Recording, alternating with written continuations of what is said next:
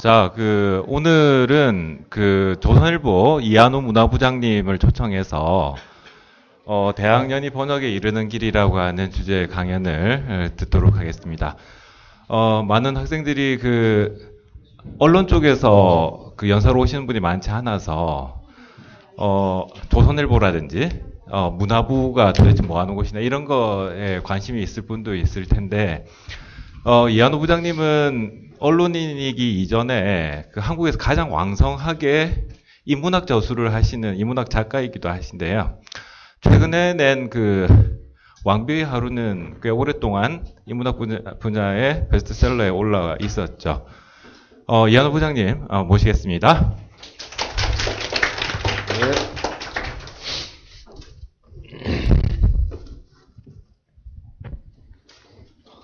예, 반갑습니다. 전 조선일보 문화부장 이한우입니다.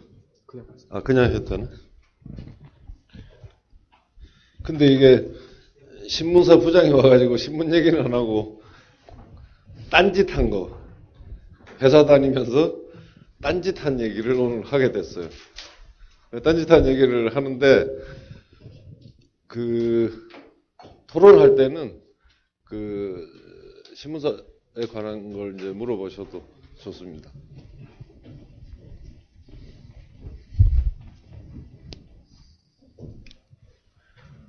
요거는 저 자료 다 받으셨죠? 근데 제가 이력을 보면 알겠지만, 이 영문과는 진짜 영문도 모르고 들어갔었고, 그 다음에 이제 일찍 철학 쪽으로 나는 방향을 잡았어요. 특히 이제 서양 철학을, 지금 같으면 내가 아마 동양 철학을 했을 것 같은데, 여러분 시대하고 우리 때는 좀 달랐어요. 우리가 그때 많이 현저하게 처져 있다는 느낌이 강할 때 우리는 학교를 다녔기 때문에 빨리 서양을 좀 많이 배우고 싶다. 이제 그런 게 제일 강했던 것 같습니다. 그래서 석사도 그렇고 박사 과정까지도 저는 사실은 한문하고는 전혀 상관없이 독일 철학 쪽으로 쭉 계속 공부를 했어요.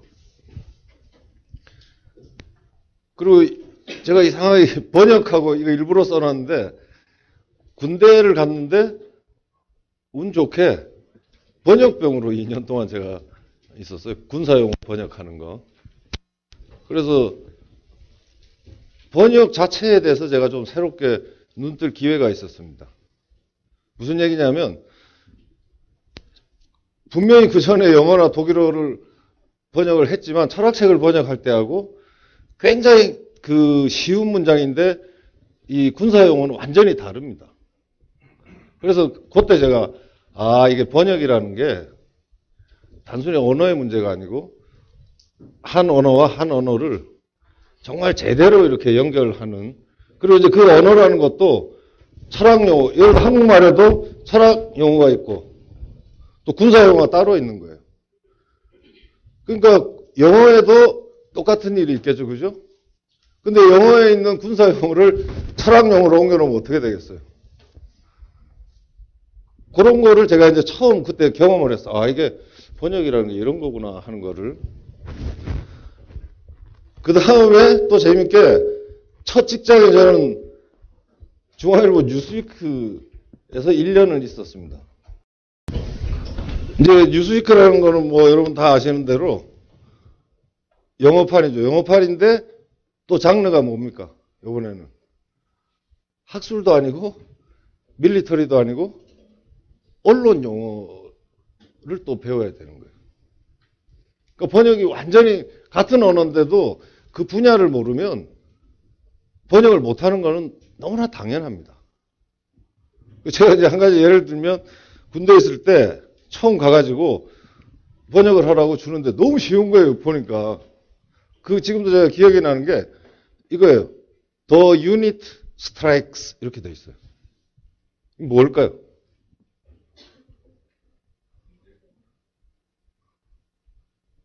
그래서 제가 이제 자신 있게 번역을 했어요. 이등병 때. 그리고 그 단위가 친다 이렇다 불려서 박살을 났어요. 왜? 유니트라는 건 뭐냐면 부대라는 뜻이에요. 부대. 그러니까 뭐 아주 작은 분대부터 대대, 저 위에까지 4단까지도 다 통칭할 때 우리 부대라고 하는 거죠. 군 부대. 그때가 유니트예요. 그다음부터 제일 밑에부터 이렇게 이제 플래툰 뭐 이렇게 막 나눠지잖아요. 근데 그거를 어떻게 알겠어요? 그때 제가 이게 하나의 그 언어의 세계가 같은 말 속에도 있구나 하는 거를 사실 그때 이제 제가 배웠습니다. 그게 저한테는 굉장히 그 이후에 번역할 때 제가 번역을 되게 많이 했는데 굉장히 도움이 됐어요. 그러면 이제 뭐 지금 계속 이렇게 다닙니다. 근데 여기에 있는 책이 상당히 무식하고 용감하다고. 이게 제가 85년에 그러니까 제가 대학원 막 입학했을 때 25살 때 처음 제 이름으로 번역서를 처음 냈습니다. 그냥 이렇게. 근데 이거 희한한 게 이게 독일 책이었어요. 독일 책. 제가 독일어 공부를 한 게 이때 대학원을 가기 위해서 영문과 4학년 때부터 공부를 해요. 1년 공부하고 그러니까 1년 공부하고 요거를 이 해겔 이후의 역사 철학이라고 하는 거를 처음 번역을 이제 냈습니다. 물론 여기 뭐 제가 지금 다시 읽어보면 어색한 건 많지만 여러분들한테 이제 이 얘기를 하는 이유는 일단 시도하는 게 중요하다는 거예요. 물론 뭐 저거 보면 수준도 좀 떨어지고 잘못한 것도 분명히 있을 텐데 그러나 직접 하지 않고 제일 제가 돌이켜보면 그 안 좋은 게 하기 전에 스스로 변명하는 거예요. 여러분들도 아마 그런 경험이 있을 거예요. 사실은 이걸 하고 싶어. 근데 두려워. 몰라. 그러면 깨끗하게 내가 못하겠다. 이렇게 해야 되는데 그게 아니라 마음속에서 이상한 변명을 만들어내요. 그런 습관은 사실은 앞으로 여러분들이 어느 분야에 가서 공부를 하든 일을 하든 없애주기를 진짜 바랍니다.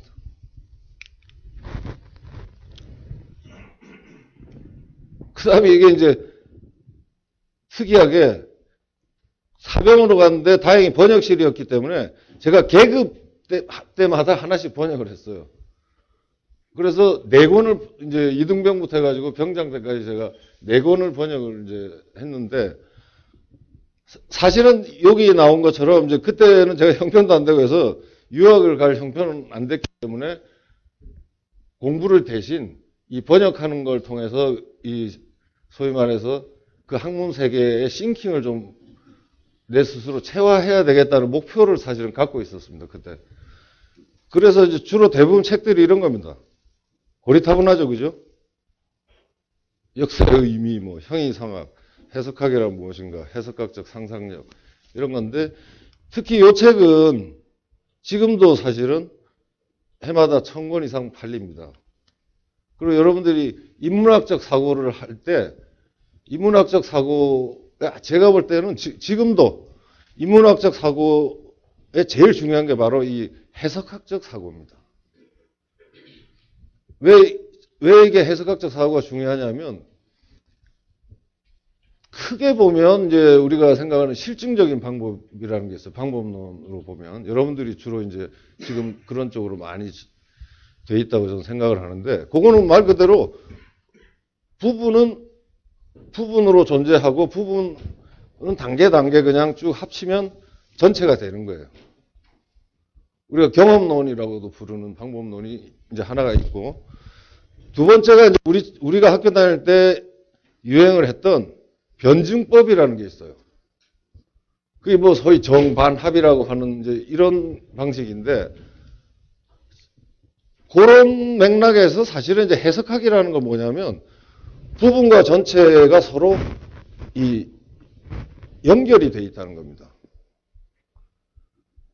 무슨 얘기냐면 부분을 알기 위해서는 전체를 알아야 되는 거예요. 전체를 모르면 부분이 드러나지 않는다는 게 이 해석학적 싱킹의 아주 핵심입니다. 또 반대로 전체는 어떻게 드러납니까? 부분이 합쳐져야 드러나요. 그럼 이게 모순이죠, 그죠? 이게 뭔 소리냐, 이게. 부분을 알려면 전체를 알아야 되고, 전체를 알려면 부분을 알아야 되고. 이게 사실은 어디서 정확히 드러나냐면, 우리 독서 행위가 바로 해석학적 행위입니다. 잘 분석해 보세요. 여러분들이 우선 책을 살 때 그냥 사는 사람은 없죠. 두 번째, 내가 이미 다 아는 분야를 사는 사람도 없죠. 이미 다 아는 내용을. 언제, 어떤 책을 삽니까? 책 고를 때. 조금 알고, 또 많이 모르고. 그러나 책 살 때, 그때 전체가 뭐냐면 그겁니다. 여러분들이 책을 사는 행위를 할 때도, 책을 살 때, 이 책을 읽으면, 아직 안 읽었지만, 제목이나 저자나 이걸 보면, 대략 이럴 거야. 하고 머릿속에 처음 그리는 거 있잖아요. 요게 전체입니다. 요게 전체. 그러나 이 전체는 아직 드러나지 않은 불분명한 전체예요. 그 다음에 독서행위를 이제, 그러나 그 기대를 갖고 부분을 이제 센텐스부터 해서 패러그래프를 채워가면서 읽으면서 점점 원래 갖고 있었던 불분명했던 게 자꾸 계속 조정되죠. 좋은 쪽으로 조정되기도 하고 나쁜 쪽으로 되기도 합니다. 예를 들어서 내가 이 책을 읽으면 이런 주제에 대해서 내가 많이 알게 되겠구나라는 것도 이제 전체를 형성하는 틀이잖아요. 그렇게 해서 읽었는데 읽어보니까 그쪽이 아니고 전혀 다른 데로 가고 점점 실망할 수도 있어요. 그러면 실망하면 어떻게 됩니까? 안 읽는 거죠, 뭐. 그럼 이거는 사실 이제 전체가 완성이 되는 것도 아니고 그런 전체가 완성되지 않으면 자기가 읽은 부분도 사실은 뭔 부분인지가 알 수가 없다는 거예요. 이런 의미에서 부분과 전체의 관계를 이제 갖고 있는 게 해석학인데 사실은 이제 해석학을 모르면 20세기의 철학을 공부할 수가 없습니다. 무슨 얘기냐면 20세기의 철학, 특히 이제 그 독일 쪽의 하이데거나 이런 사람들이 바로 그런 방법, 즉 원래 이 해석학이 어디서 나왔냐면 법률학하고 성서학에서 나왔어요. 성서를 어떻게 정확하게 해석할 거냐, 법률을 어떻게 해석할 거냐, 이 고민을 하다가 방금 말한 그런 데까지 왔는데, 그거를 20세기에 와서 하이데거라는 사람이 인간의 삶이, 방금 제가 책을 예로 들었지만, 우리가 살아가는 게 그거하고 똑같다는 거예요. 즉, 여러분 아직 인생의 초기에 있잖아요. 그러나 여러분의 인생의 그림 전체를 갖고 있어요, 안 갖고 있어요? 갖고 있지 않으면 자살해요. 맞아요. 뭔가가 있어요. 내가 살아서 내 인생을 이렇게 완성시켜야지 하는. 아까 우리가 책을 처음 샀을 때, 이 책을 읽으면 이럴 거라고 불분명한 전체가 바로 아직 내가 그만큼 삶을 진행시키진 않았지만 내가 그리는 내 인생의 전체는 이미 있어요. 그리고 여러분들이 그런 그림 하에서 하나씩 해가잖아요. 하나씩. 그거를 철학 용어로 해석행위라고 합니다.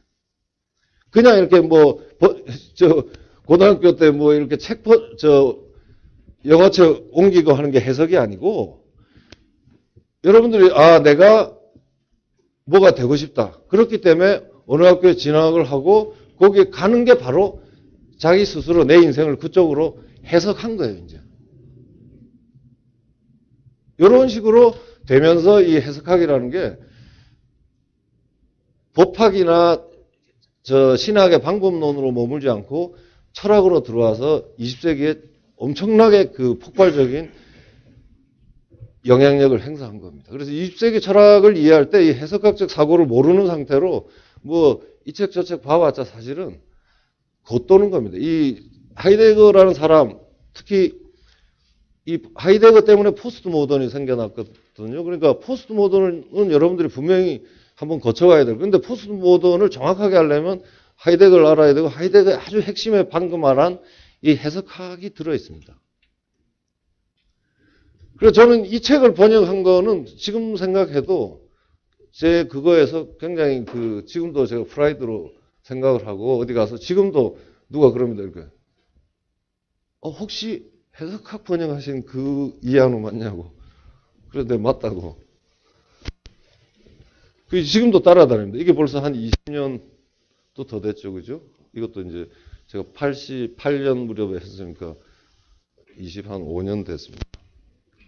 그래서 지금까지 대체적으로 번역이 저도 정확히 안 세봤는데 한 30여 권 정도 했는데 주로 분야가 저는 다 이쪽입니다. 이런 쪽. 역사 철학하고, 요게 역사 철학인데, 역사 철학이나 사회 철학하고, 그 다음에 이제 방법론. 지금도 그런 데 대한 관심은 이제 여전히 있는데, 이제는 뭐 공부할 필요는 없고요. 그리고 이제 번역서를 그때 처음 냈고, 요게 사실은 95년에, 그러니까 제가 신문기자를 90년부터 해서 이제 한 5년쯤 됐을 때, 이 우리의 학맥과 학풍이라는 책을 저서로서 처음 썼습니다. 그때 우리가 제 나이로 35살 때인데요. 이게 이제 저한테 지금까지도 영향을 많이 주고 있습니다. 왜냐하면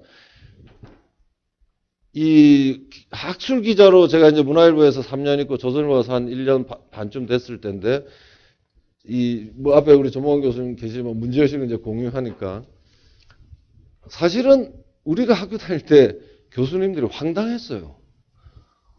우선 실력이 없어요.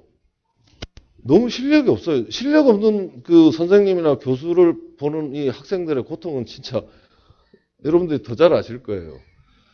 제가 그게 너무 싫었어요. 사실은 저는 그게 너무 싫었고 근데 학점을 잘 받는 애들은 보면 그 실력이 있고 없고를 판단도 하지 않고 달달 외워서 시험 쳐서 이렇게 학점 열심히 받는 게 저는 그것도 싫었어요. 물론 공부를 열심히 하는 데 대한 핑계이긴 하지만.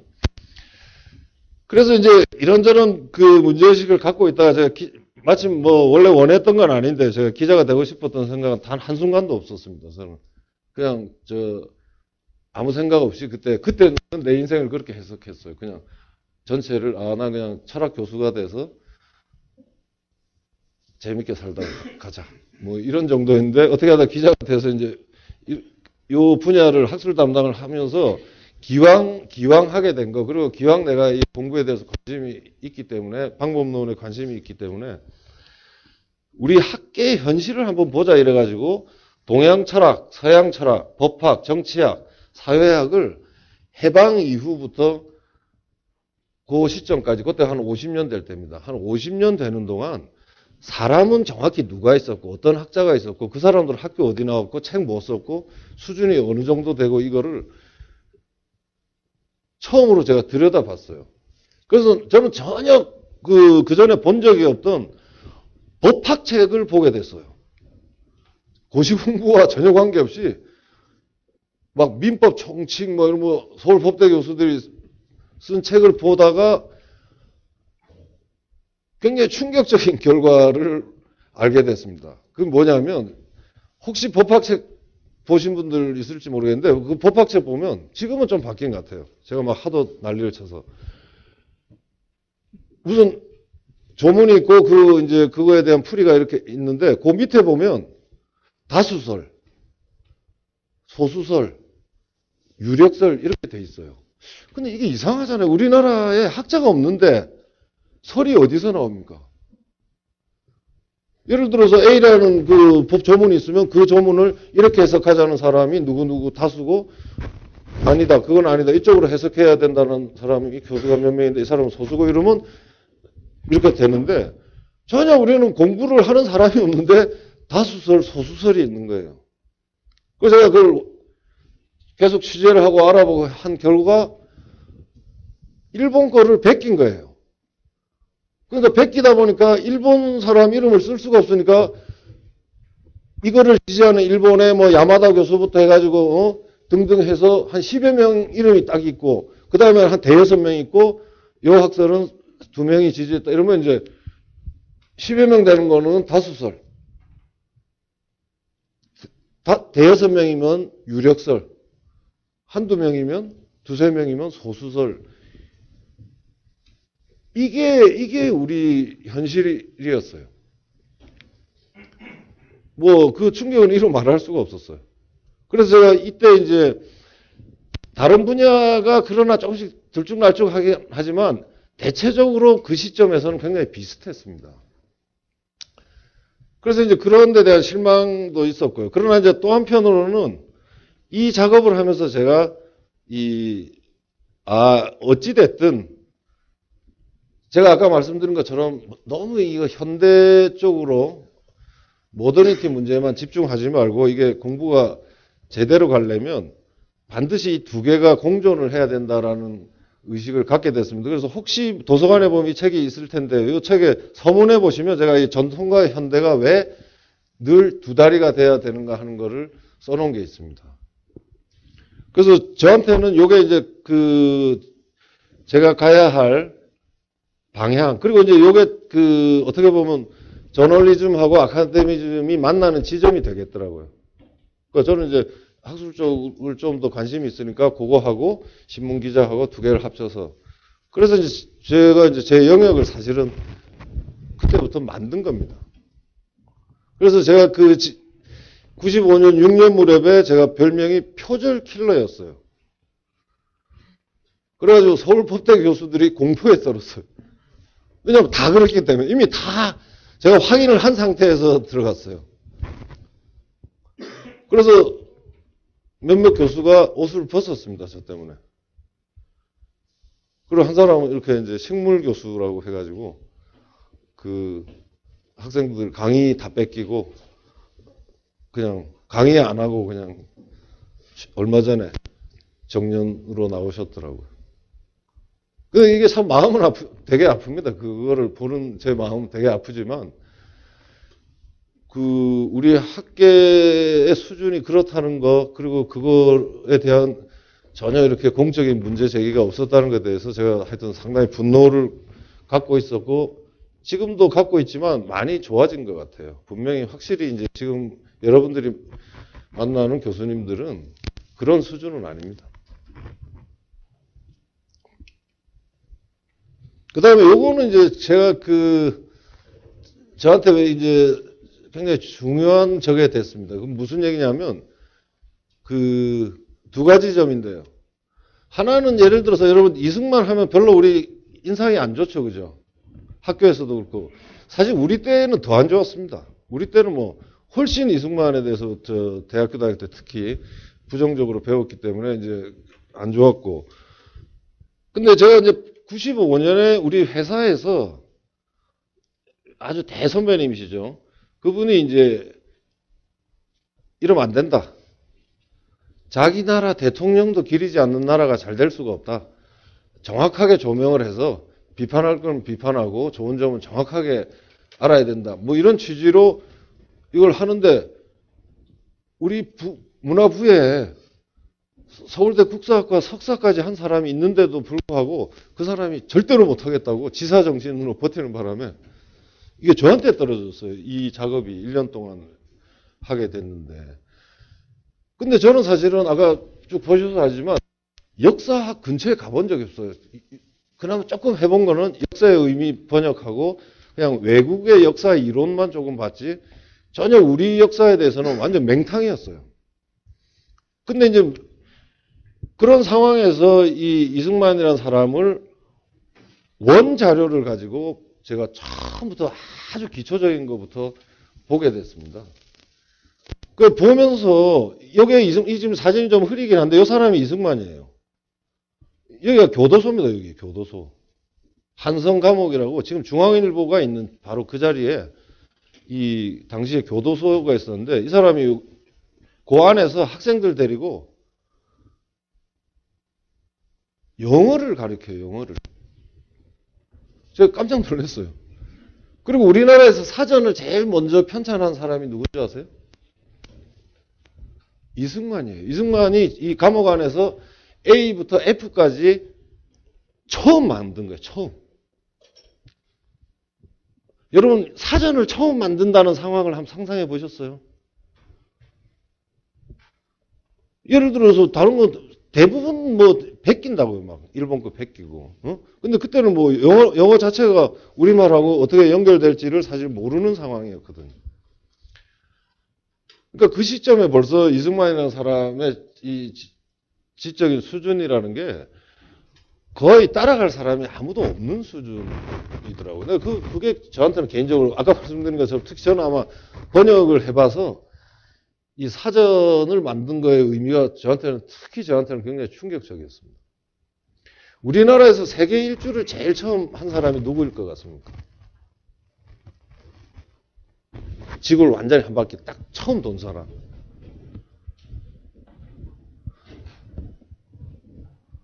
답이 있잖아요. 내가 왜 갑자기 왜 던지겠어. 눈치가 없어, 이렇게. 근데 모르죠. 여러분들 그런 거 들어본 적 없죠. 안 가르칩니다. 이게 제가 받은 충격입니다. 이승만이 좋게 보일 요소는 철저하게 이 사학자들이 다 빼버렸어요. 여러분, 지금 독도를 우리 땅으로 만든 사람이 누굽니까? 그것도 이승만이에요. 이승만이 그거를 긋지 않았으면 옛날의 지도의 표시가 어떻게 돼 있다 아무 의미가 없는 겁니다. 이미 1905년에 우리가 나라를 뺏겼는데 그러면 온통 갔던 거고 되찾는 과정에서 이승만이 미리 그냥 손 그어버린 거예요. 왜? 그 사람, 이승만의 전공이 뭐냐면 국제법이에요. 그것도 여러분들 지금도 그런 스펙 가지려면, 이승만 스펙이 어떻게 됩니까? 조지 워싱턴대, 하버드대, 박사는 프린스턴 박사입니다. 그리고 프린스턴에서 받은 학위 논문 제목이 뭐냐면, 이 전시 상황에서 중립국의 상선의 법적 권리, 이런 겁니다. 무슨 얘기냐면, 예를 들어서 우리하고 일본하고 전쟁부터 싸우는데, 동해로 러시아 배나 중국 배가 지나가다가 맞았을 때, 어느 쪽이 책임져야 되냐. 굉장히 테크니컬한 문제죠. 이미 그런 거가 없었으면 독도를 나라 같지도 않은 나라에서 전쟁 중에 독도를 잡아챈다는 것은 거의 불가능한 겁니다. 근데 그런 거 전부 다 이렇게 다 덮어요. 안 가리킵니다. 사실 우리가 근대 국가로 오는 데 있어서 세계 문명을 제일 먼저 가서 본 사람이 누군가를 아는 게 얼마나 중요한 일반 상식에 속할 겁니까? 안 가르쳐요. 그런 거 드러나니까. 제일 먼저 테니스 친 사람. 이 전부 이승만이 다 한 거예요. 그런 거가 없이는 되지 않습니다. 그런 면에서 보면 제가 이 작업을 하고 놀랬던 거는 이승만이 갑자기 다른 게 아니라 우연히 이루어지는 게 아니라는 걸 제가 보고 깜짝 놀란 겁니다. 아까 방금 말씀드린 것처럼 그런 공부와 깊이 있는 스터디가 없었으면 독도고 뭐고 이게 지키고 그럴 여력이 없는 겁니다. 그 상황에서도 벌써 그런 문제를 이렇게 뚫어보는 거는 굉장히 깊은, 더더욱이 이승만의 경우는 동양적인 것도 대단히 깊습니다. 그래서 제가 이때 이제 책을 2권짜리를 95년 이제 끝나고 96년에 제가 책을 내면서 거기에 써놓은 서문이 뭐냐면 제가 이승만한테 졌다. 진 이유가 이승만의 2가지 정신세계가 있는데 서양적인 정신세계는 그나마 제가 서양 공부를 해서 대략 이 사람이 어느 수준까지 갔다는 거를 감이라도 잡겠는데 이 동양적인 거는 내가 도저히 모르겠다. 라고 제가 거기 깨끗하게 제가 패배 선언을 했습니다. 사실은 그때 그게 지금까지 오늘 이제 여러분한테 주제로 말씀드리게 될 대학연의 번역이라고 하는 게 그때부터 대학연의를 번역해 이렇게 생각은 안 했지만 이게 서양 공부로는 채워지지 않는 이 어떤 역량이랄까 그런 거에 동양적인 거를 어떻게 알 수 있을까라는 게 저한테 새로운 과제가 됐습니다. 근데 왜 그게 어렵냐? 아까 보신 것처럼 이미 이 동양 철학 저는 서양 철학에 동양 철학도 좀 아는데 동양 철학도 엉망진창이었기 때문에 그런 동양 철학 학교에서 배운 동양 철학 가지고는 아까 말씀드린 이승만을 이해할 수가 없었어요. 지금도 그건 제가 볼 때 마찬가지입니다. 하버드 후배라고 하는 김용옥도 사실은 제가 볼 때 그런 문제에 여전히 빠져 있는 것 같은데요. 어쨌든 그래서 제가 이래서 이제 제가 역사에 대해서 새로운 시각을 갖게 됐다는 게 사실 뭐냐면 못 믿겠다. 역사학자들이 하는 작업을 못 믿겠다 이렇게 이제 제가 그 생각을 굳히게 됐습니다. 그러고 나서 제가 그리고 몇 년이 지나긴 했지만 제가 2001년에 이제 독일에 연수를 갔다가 돌아왔는데 2001년 독일이 또 저한테 좀 충격이 있는데 독일 철학을 공부를 하긴 했어도 독일 사회에서 1년 동안 사는 거는 전혀 다른 문제였습니다. 더 공부를 통해서, 그러니까 독일 철학을 통해서 우리나라의 수준을 비교하는 것보다 더 충격적인 거는 독일 사회의 기본에 대해서 제가 엄청 충격을 받았습니다. 혹시 독일 가보신 분? 독일 가서 뭐가 인상적이셨어요? 아우토반 혹시 달려보셨어요? 아우토반에서 차 주행선하고 추월선 지키는 거 유심히 본 적 있어요? 이게 유심히 안 봐서요. 예술입니다. 정말로 운전을 하고 있으면 막 기분이 좋아지고 예술입니다. 그거 딴 게 아니고 절대로 어기지 않습니다. 그러니까 주행선은 있고 2차선인 경우에도 있잖아요. 200km로 달려도 돼요. 갑자기 튀어나오는 놈은 절대 없어요. 그럼 상대에 대한 믿음이 있고 그 룰을 지키는 겁니다. 그게 어디에 일상생활에 있느냐? 에스컬레이터에서 그대로 있어요.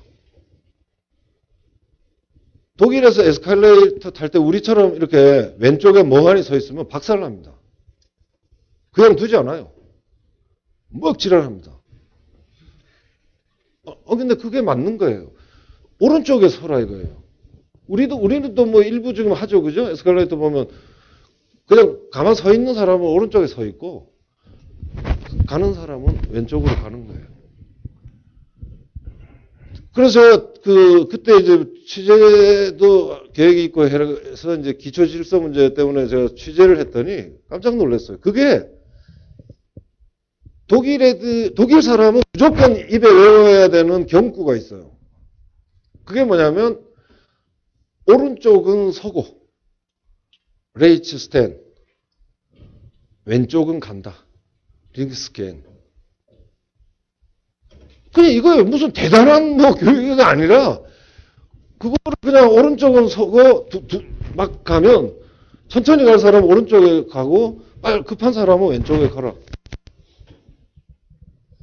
이거 뭐 민주주의도 아니고 이건 그냥 아주 기본적인 거지만 이거 하나로 에스컬레이터든 뭐 일반 길에서든 심지어 아우토반에서든 지켜지는 겁니다. 제가 1년 동안 그거 이제 차를 운전을 많이 하고 다녔기 때문에 그 다음에 막 한국 와서 고속도로 운전을 하려면 미쳐버리겠어요. 지금도 그러니까 제가 약간 미치기 일보 직전의 상태인데 완전히 반대예요. 우리는 이제는 오늘 내려오다 보니까 이제는 막 짐차가 전용 차선까지 달리고 있더라고요. 화물차가. 이렇게 되면 사회가 이게 소위 사회를 구성할 수가 없는 겁니다. 기본이 그런 사람이 세월호가 났을 때 양보하겠습니까? 그런 멘탈리티를 갖고 있는 사람이 자기보다 어린 학생을 위해서 자기가 그거 하겠습니까? 그거 하지 않습니다. 그거 절대로 안 됩니다. 그래 놓고 막 이렇게 누구 비난하고 하는 거는 사실 제가 볼 때는 참 웃긴다 이런 생각을 저는 갖고 있습니다. 우리가 정말 하려면 그거부터 고치지 않으면 남한테 양보하는 거 이건 양보도 아니죠. 그거는 사실 양보도 아니고 그냥 오른쪽은 서고 왼쪽은 가라. 선택하라는 거야 알아서. 그거 하나도 지금 안 되는 나라에서 뭐가 막 난리가 지금 난 것처럼 하는데 이제 그런 게 바로 제가 말씀드리는 그 기본입니다. 그래서 이게 우리나라 사람들이 왜 이 모양인가?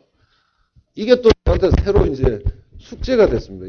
이거가 원래 민족성이 그런 건지, 뭐 이게 시스템이 잘못된 건지, 교육이 잘못된 건지, 뭐 우리처럼 언론이 또 역할을 제대로 안 해서 뭐 이런 등등의 고민을 갖고 있다가 우연히 사실은 처음에 제가 실록을 한 거는 실록 자체를 보려고 한 게 아니고 그 무렵에 누가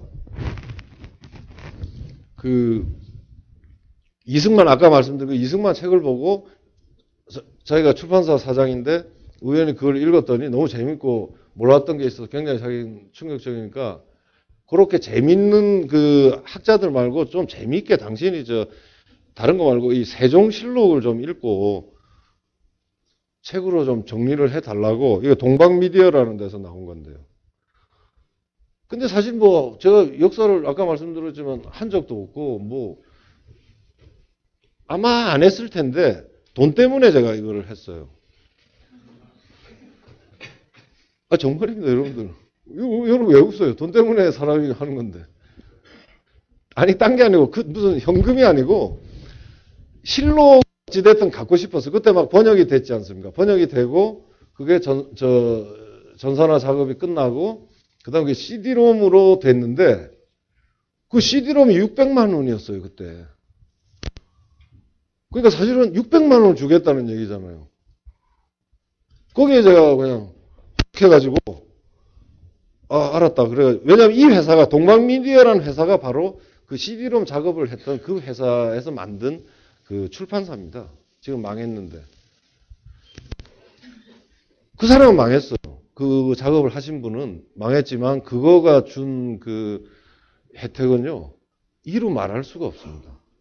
지금 뭐 저도 이제 저는 일찍 그 작업을 시작했지만 지금 뭐 이런저런 책들이 막 쏟아져 나오는 거는 그게 번역됐기 때문입니다. 근데 이제 이거는 저는 이제 제가 저서 목록에서는 늘 뺍니다, 이게 부끄러워서. 누가 이 책 읽었다 그러면 막 뭐 들킨 것처럼 얼굴이 화끈거리는데 왜 그러냐면 사실 이렇게 함부로 하면 안 되는 거였어요. 여기 이제 제가 이거 실수라고 실수 정도가 아니고 이거는 대단한 과오를 제가 저지른 게 학교에서 배우던 그런 역사학이나 이런 정도 가지고는 이 실록에 들어가서 실록을 정리해서 더더욱이 남들이 보는 책으로 낸다는 거는 사실 이게 굉장히 위험한 짓이었어요. 우선 관직명도 제가 몰랐습니다. 관직의 이름도.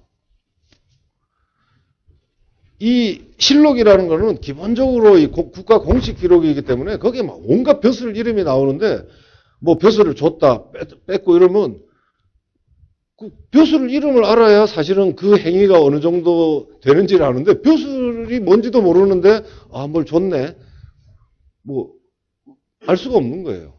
그런 수준에서 제가 사실은 이 작업을 한 겁니다. 이게 왜 그러냐면 뭐 역사에 전체적으로 이러저러 했다 몇 년도에 뭐 했다 여러분들이 배운 그런 역사하고는 완전히 제가 말하는 거는 이제 차원이 다른데 예를 들면 이제 관직명 하나도 예를 들면 이런 겁니다. 지금은 우리 장관 또 그다음 뭐죠? 장관 밑에가 차관 밑에가 차관 보 이렇게 되어 있습니다. 그거를 듣고서 우리가 알 수 있는 정보는 뭡니까? 그 세 가지 관직명을 듣고서. 서열이 밖에 없어요, 서열. 장, 제일 위에. 차, 그 다음을 보좌하는 거. 네? 그러니까 1, 2, 2-1. 보니까, 그죠? 근데 조선시대는 뭐라 그랬죠? 장관을? 2조? 2조는 알아야죠, 그래도. 판서. 그럼 지금 만약에 교육부 장관 안 하고 교육부 판서 이러면 넉나간 놈이라 그럴 거예요, 그죠? 시대착오적이고. 근데, 이건 이때들은 저도 그걸 잘 몰랐어요. 근데 뒤에 이제 제가 계속 공부를 하다가 늦게 알게 된 거지만 깜짝 놀랐습니다. 판서가 있고, 아, 여기 써도 되나?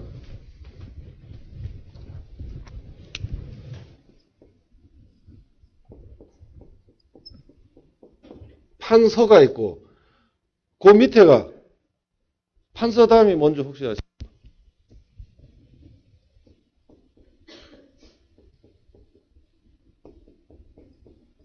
참판이에요. 2조 참판이 이제 지금으로 따지면 차관이에요. 그 다음이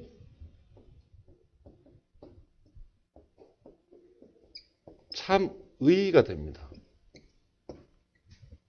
그래서 저도 이거를 그냥 이거 한문이니까 그냥 뭔지 모르겠다 이랬어요. 근데 오늘 딱 보니까 이 사람들이 뭘 해야 하는지를 규정해 놓은 거예요. 무슨 얘기냐면 의논하는 데만 참여할 수 있어요. 즉 2조 판서의 경우에는 무슨 자리가 비었다 이러면 참의가 할 수 있는 거는 누구도 있습니다. 그 적당한 사람으로 누구도 있습니다까지는 할 수 있어요. 근데 걔가 좋습니다, 나쁩니다는 하면 안 돼. 왜? 바로 위에 이 사람, 판단하는데 참여하는 사람이 있는 거예요. 그러니까 그 밑에 사람은 의논하는 데만 참여하고 호불호를 말하면 안 되는 거예요. 그 다음에 이 사람은 판단을 내려서 서명, 사인하는 거예요. 책임지는 거예요. 자, 이게 권위적이에요. 장관, 차관, 보가 권위적이에요. 그게 훨씬 서열 위주고 내용은 아무것도 없어요. 1, 2, 2-1. 저렇게 해놓으면 이름 자체가 그렇기 때문에 자기가 무슨 일을 해야 되는지를 정확히 아는 거예요. 그리고 일은 어떻게 해야 하는지가 저게 정확히 나와 있어요. 저거를 조선 초기에 만들었습니다. 이방원 때 태종 5년에 관제개혁이라는 걸 하면서 저렇게 용어 하나에도 그 직무 내용을 쓴 거예요. 일 중심의 사고를 했다는 겁니다. 서열이 아니고. 그러니까 그런 걸 보면서 제가 조선시대 권위적이고 막 이랬다고 생각했는데 우선 저런 데서 우선 깨졌고, 두 번째는 여러분들은 특히 몇 년 단위로 이게 반말하고 이렇게 되죠? 요즘? 친구의 범위가 아래 위로 1년도 안 되잖아. 1년만 해도 막 더 무서운 선배하고 후배잖아. 조선시대는 몇 년이었을 것 같아, 아래 위가? 네? 아래 위로 10년이에요. 10년이 다 동년배예요. 여기 다 동년배예요, 여기는. 저하고는 아니에요, 여기. 응? 아래 위로 10년이에요. 그럼 거기서 그 의사소통하고 그거 하는 지혜를 서로 나누는 폭은 지금하고 비교가 되지 않습니다. 이게 왜 언제부턴가 우리가 이렇게 1년으로 너무 끊어놔가지고 학교 때문에 아마 그럴까, 학교 때문에. 그죠? 학교가 꼭 좋은 게 아니에요, 그죠? 그런 등등을 보면서 제가 사실은 이제 굉장히 반성을 하게 됐습니다.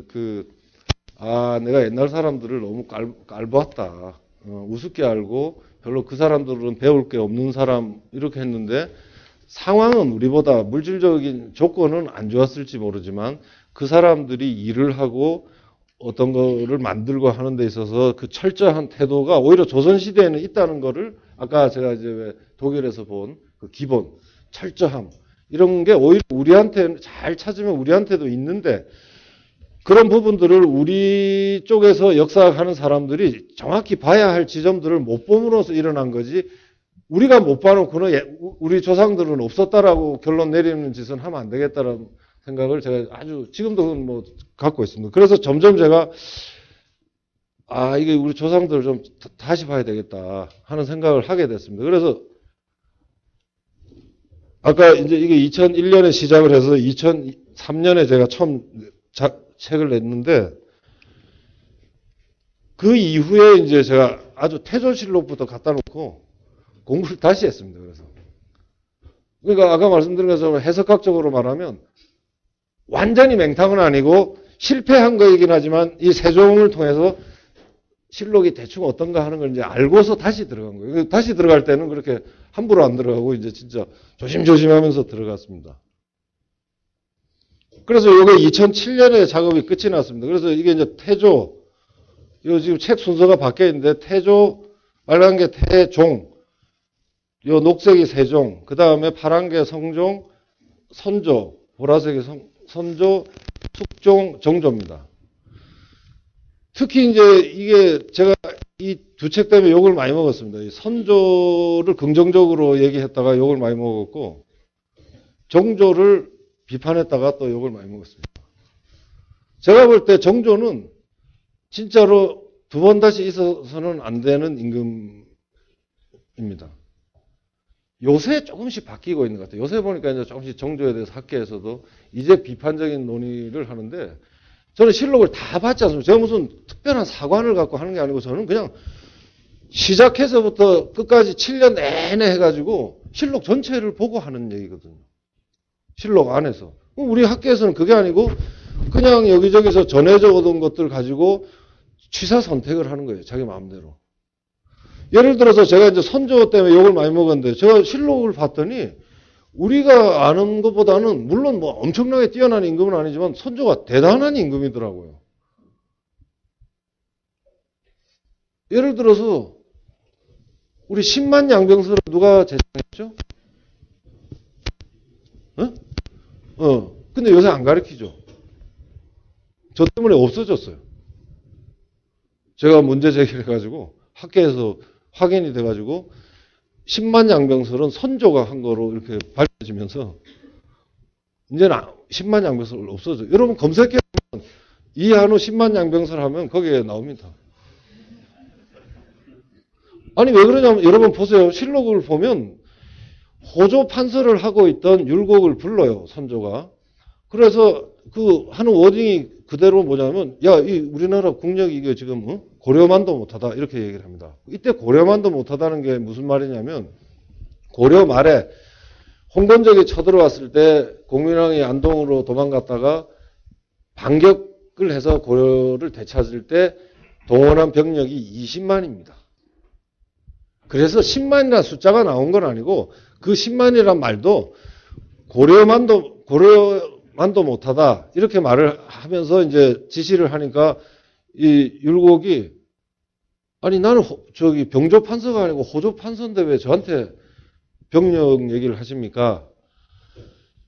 그러니까 선조가 야 지금 나라 이 병력이 약해진 게 노비가 계속 늘어나가지고 백성의 절반에 육박하는 게 노비가 늘어나니까 양민이 줄어들고 양민이 줄어드니까 양민에서 군대도 가고 이 사람들만 세금을 내가지고 군역이라고 해서 그걸 담당을 했잖아요.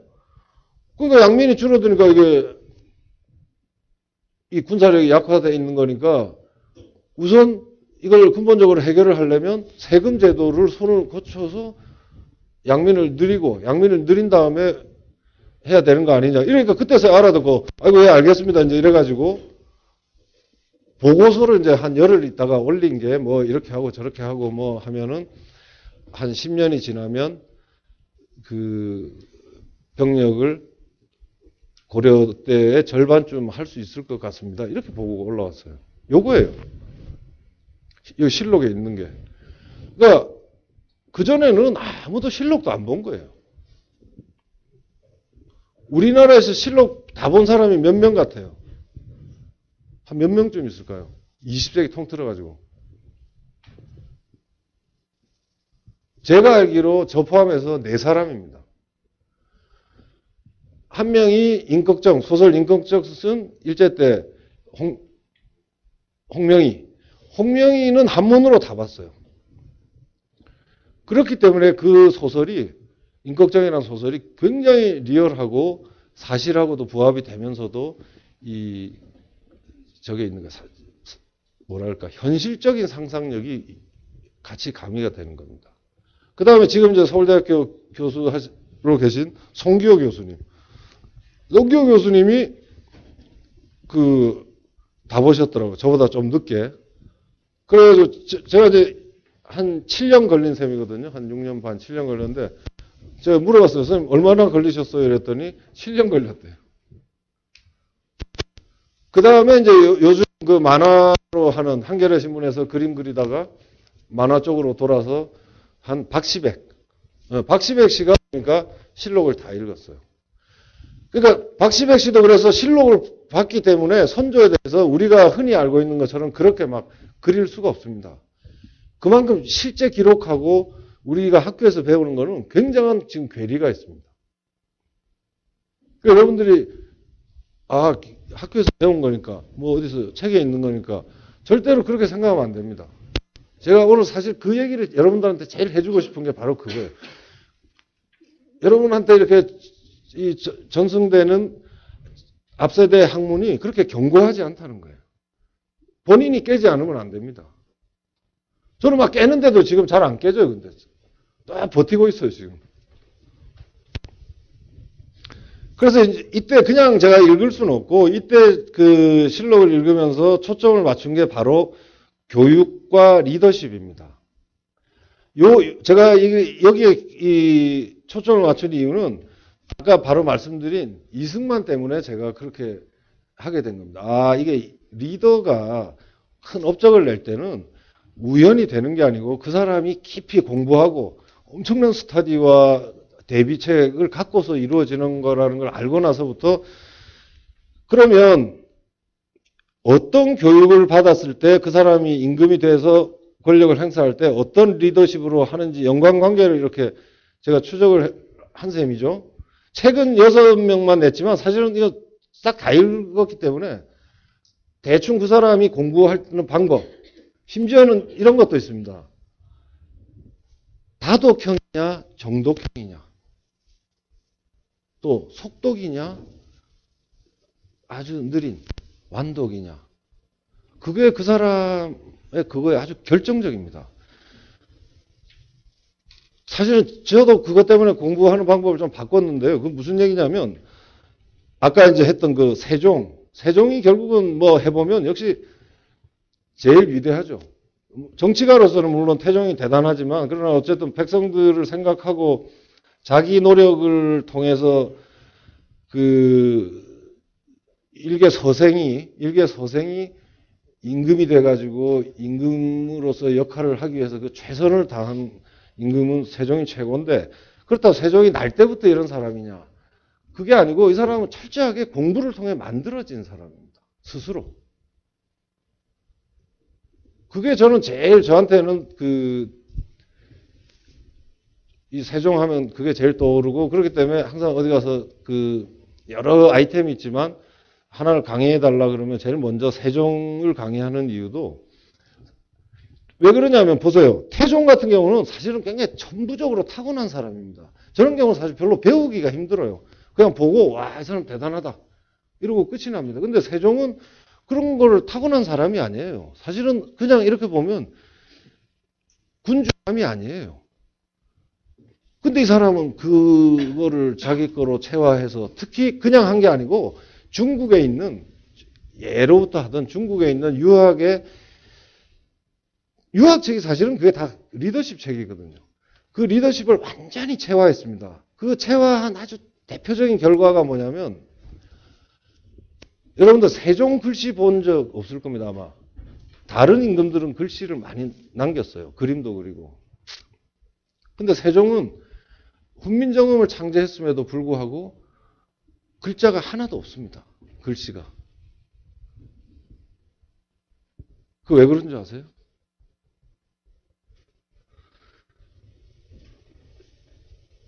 중국의 그 황제의 그 제왕학의 핵심 중에 하나가 이 군주는 기예를 이런 예술적인 거 있잖아요. 기예를 자랑하지 말라고 돼 있어요. 피를 써서도 안 되고 그림을 그려서도 안 되고 글씨를 써서도 안 된다. 왜 그렇겠습니까? 아부아첨이 거기에 끼어들기 때문에 그런 거예요. 주관적이기 때문에. 주관적인 건데 그려놓으면 전하 대단하십니다. 응? 그런 거를 근원적으로 차단하는 겁니다. 정조 어마어마하게 썼죠. 바로 그겁니다. 제가 정조를 비판하는 거는 자기 과시욕. 우리는 거기에 현혹이 됩니다. 야, 옛날 사람 어떻게 말을 이렇게 말만 하는 겁니다. 말만. 실행을 하지 않아요. 실행한 게 없습니다. 정조가 노비를 풀어준 거는 네 사람이에요, 네 사람. 우리가 정조를 죽이려고 했다고 그렇게 욕하는 정순 왕대비는 정조 죽자마자, 야, 정조가 맨날 노비 풀어주자 했으니까 그 노비 문서 다 갖고 와라 이래가지고 도남원에서 그냥, 응? 확 다 태워가지고 그냥 해방시켜버렸어요. 그러니까 누가 저거예요? 뭐, 실록을 읽고 있으면, 아니, 도대체 이거를 본 거야, 안 본 거야? 어떻게 그렇게 해놓고 정조가 무슨 대단한 것처럼 하는 게 바로 뭐냐면, 말에 현혹이 되면 안 됩니다. 말은 번들어지게 안 한 사람이 없습니다. 연산군도 말만 보면 성군이에요, 성군. 중요한 거는 행위예요, 행위. 무슨 짓을 하고 어떻게 했는지. 그런 면에서 사실은 세종을 따라갈 수가 없습니다. 그래서 이제 세종을 읽다가 저한테 이제 생긴 숙제라기보다 이제 저거죠. 그냥 제가 궁금해가지고, 세종을 저렇게 만든 책이 대학연입니다. 오늘 원래 전체적으로 여러분들한테 사실은. 그래서 대학연이라는 책을 읽고 싶은데, 번역이 안 돼 있어요. 그래서 이제 샀어요. 제가 대학연의를 어쨌든 보고 싶어 샀는데 한문책으로 이만한 거예요. 그런데가 제가 한문을 할 줄 모르니까 미치겠더라고요. 이거 한문을 하긴 해야 되겠고. 근데 동양철학 하는 사람들은 대부분 사실 한문 잘 못합니다. 그래서 2007년에 우연한 기회에 이 한문 한학자한테 찾아가 봤어요. 갔더니 이게 완전히 무슨 말인지 하나도 모르겠더라고요. 그래서 한 6개월 다니다가 이제 포기하고 제가 방구석에 앉아가지고 논어를 갖다 놓고 가장 무식한 방법으로 2007년부터 그 공부를 원초적으로 시작을 했습니다. 무슨 얘기냐면 논어의 맨 처음에 나오는 구절이 뭐죠? 하기 시습지면 불역여로잖아요. 제가 아까 이제 철저함에 대해서 말씀드렸지만, 제가 이제 번역을 워낙 많이 해보고 해서, 어쨌든 이것도 번역이니까, 번역하는 대상 언어만 다를 뿐이지, 번역하는 행위는 같기 때문에. 그 첫 구절을 우리 보통 뭐라고 번역합니까? 배우고, 때로 익히면, 이 또한 기쁘지 아니한가. 근데 저는 저걸, 신문사에 있기도 하고 아까 말씀드린 그런 이제 논리적인 철저함 때문에 그랬는지 몰라도 우선 제일 걸린 말이 부력할 때 여기였어요. 또한이라니. 아니 세상에 첫 문장에 또한을 쓰는 사람이 어디 있어요? 문장 처음이잖아. 맨 처음에 나왔는데 이 또한. 한참 공부하고 나서 알았어요. 그거는 또한이 아니고 우리가 역시 할 때 여기에요. 진짜로. 정말로. 그 후에 이제 제가 한문 책을 계속 공부를 하다 보니까 또한으로 해석해야 할 경우는 10 중에 한 번 정도고 90%는 다 정말로, 참으로 이렇게 번역하는 거예요. 첫 문장부터 우선 틀린 거예요. 또 거기에 오역이 또 있더라고요. 시습이 돼 있으니까 시라고 하는 거를 그냥 다짜고짜 때때로라고 한 거예요. 때때로란 뜻이 없어요. 시에. 시를 그 큰 옥편이를 찾아보면 항상이에요. 항상. 시간 날 때마다. 그리고 공자가 절대로 때때로 하라고 했을 리가 없어요. 죽고 살기로 하라는 사람이지. 그걸 무슨 때때로 그거는 공자의 정신에도 없는 말이에요. 그러면서 이게 이제 하나둘 해가지고 말이 그렇지. 제가 이거를 그래서 그런 식으로 하나씩 이제 보면서 이게 선생도 없고 하니까 저 혼자서 하는데 제가 하는 방법은 방금 말씀드린 그런 방법으로 하는 건데 제일 이제 이 논어에서 핵심이 됐던 게 뭐냐면 요거는 여러분들한테 꼭 말씀드려요. 학이에요. 학. 제일 궁금했던 게 학에서 제가 걸려가지고 이 학의 이 목적어가 있어야 될 거 아니에요. 학이. 그럼 무슨 저 도덕질 배우는 것도 다 학인가? 공자가 그렇게 말했을 리가 없어요. 다만 저게 지금처럼 이렇게 막 할 수 있는 종이가 있던 시대가 아니고 저게 주관 시대이기 때문에 아주 압축적으로 하나하나 이렇게 배치를 하는, 그러니까 제일 제가 볼 때 가까운 거는 바둑 구단이 두는 바둑판처럼 만든 책인 거예요. 그래서 같은 기보라 하더라도 아마추어 8급이 보는 거하고 구단끼리 둔 건지 다 그 차원이 다르듯이 논어란 책은 제가 볼 때는 사람이 만든 책 중에 가장 정말 위대한 책 같아요. 그러니까 바보 같은 놈도 읽어도 되고 지 수준에서 일단 나가는 거예요. 막 때로 익히면 이 또한 기쁘지 아니한가 이러고 그냥 나가는 사람부터 해서 그거를 이제 주구장창 흙에 파가지고 그걸 잡아내는 건데, 저는 이제 간단히 얘기하면 이렇게 아까 말씀드린 해석학적인 방법을 그대로 적용하기로 했어요. 그럼 학이 부분이에요. 그죠? 이 작은 부분을, 전체는 논어 전체예요. 그럼 학이 나오면 그 말고 논어 안에 있는 모든 학자를 제가 다 찾았어요. 그랬더니 일반되게 학은 지금 우리가 하는 학문은 문자가 뭘 쓰죠? 물을 문자를 쓰죠. 한문에서. 학문 할 때는 물을 문자를 씁니다. 그거는 맹자가 그렇게 한 거예요. 공자의 경우에는 학문은 물을 문자가 아닙니다. 공자는 그 맨 앞에만 안 나와서 그렇지 뒤에 보면 계속 나오는 게 뭐냐면 이겁니다. 이거. 문. 공자는 문을 배우라고 한 거예요. 문을. 근데 또 겨우 저까지 가면 또 뭐가 기다리고 있죠? 문이 뭐죠? 문. 이쪽은 안 보이네. 글월문 해가지고 글을 배우라고. 여러분 가서 논어책 다른 거 보세요. 100이면 100 뒤에 가면 이제 학문을 배우라 나오는데 전부 다 글을 배우라고 돼 있어요. 공자가 글 선생입니까?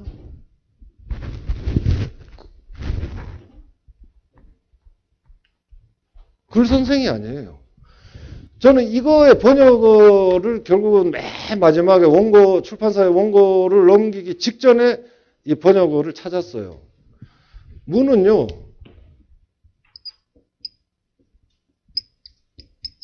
애씀입니다. 애씀. 공자가 가리키려고 했던 거는 매사를 대충대충 하는 게 아니라 매사에 최선을 다하는 거. 자기 안에 있는 가능성을 총동원해가지고 죽고 살기로 이렇게 쏟아내는 게 문입니다. 저거를 가리켜요. 맨 처음에. 근데도 저거를 제가 충분히 이렇게 이 책에, 아까 그 책에서 했는데, 성균관대학교에 있는 동양철학 교수가 딴 데도 아니고 우리 신문에다가 서평을 우리 후배가 부탁을 했는데, 희한한 주장이라고 이런 지하에 그냥 깔아뭉개버렸어요. 근데 지금 그 사람 후회하고 있을 겁니다. 왜 그러냐면, 그걸 먼저 대학연의라고 하는, 이제 그 책을 딱 보니까, 이 문이 중국 사람들, 옛날 사람들도 이게 제대로 이해가 안 된 거예요. 그러니까 진덕수가 이 문에 대해서 한문으로 뭐라고 이걸 풀어놨냐면,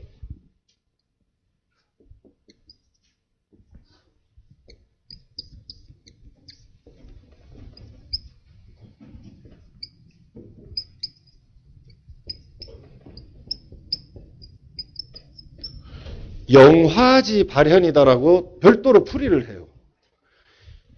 영화지 발현은 뭐냐면요. 이게 꽃뿌리형이에요. 꽃 밑에. 꽃이 피기 전에. 여러분들은 다 지금 꽃뿌리 상태예요. 네? 근데 이거는 꽃화보다도 남김없이 핀 거예요. 그냥 꽃이 아니라 그 가능성으로 있던 게 남김없이 핀 게 영화지 발현. 문은 영화지 발현이다라고 진덕수가 이렇게 해준 거예요. 근데 저는 그거 하는데 6년 걸렸어요. 저 혼자. 에스미라고 하는 거를 찾는데.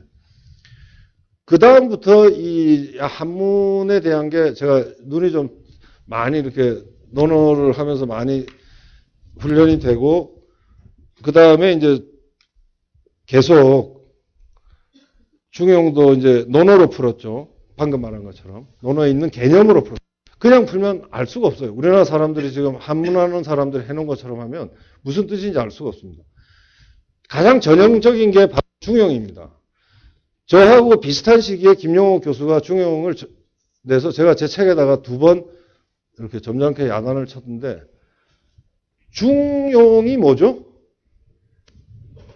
우리가 아는 중용? 균형 잡고 뭐, 예? 치우치지 않고. 황당한 얘기입니다, 그게. 제가 개인적인 주장을 하는 게 아니고, 우선 중용은 명사가 아니에요. 중하고 용한다고 하는 동사입니다. 가운데 중이 아니고 우리가 다른 용어로 써요. 적중한다고 할 때 중이에요. 그래서 그 치우치지 않는다는 게 여기에 있어가지고 일로도 안 치우치고 일로도 안 치우친다는 게 아니라 적중해야 할 목표가 있으면 정확하게 중 해서 더 지나가지도 않고 못 미치지도 않고 딱 여기에 이러는 게 중이고, 이거를 계속 유지하는 게 용입니다.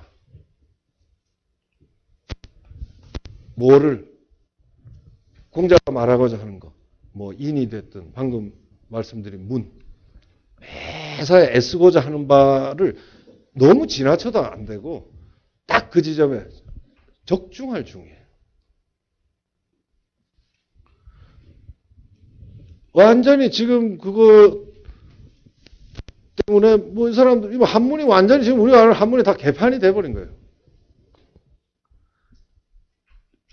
근데 생각을 해서 이게 왜 이럴까? 우리가 왜 이 모양일까 했더니, 그래서 제가 다시, 저는 실록 전문가이기 때문에 실록으로 들어가서 조선시대 때 경연에서 임금들이 사서상경을 공부를 많이 해서 제가 확인을 해봤어요. 조선시대 사람들은 정확하게 동사로 쓰고 있어요. 중도라고 하는 건 중간에 있는 도리가 아니고 최선을 다해서 적중하는 도리예요.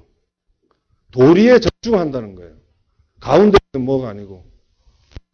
그래서 선조 같은 경우가 자기 정치에, 선조뿐만이 아닙니다. 중국의 많은 그 좋은 임금들이 중도를 자기 정치에 저걸로 내세웠어요. 이것도 아니고 저것도 아닌 중도가 아니고 도리에 딱 맞게 하겠다는 겁니다. 개인사에 얽매이지 않고 그런 식으로 정확하게.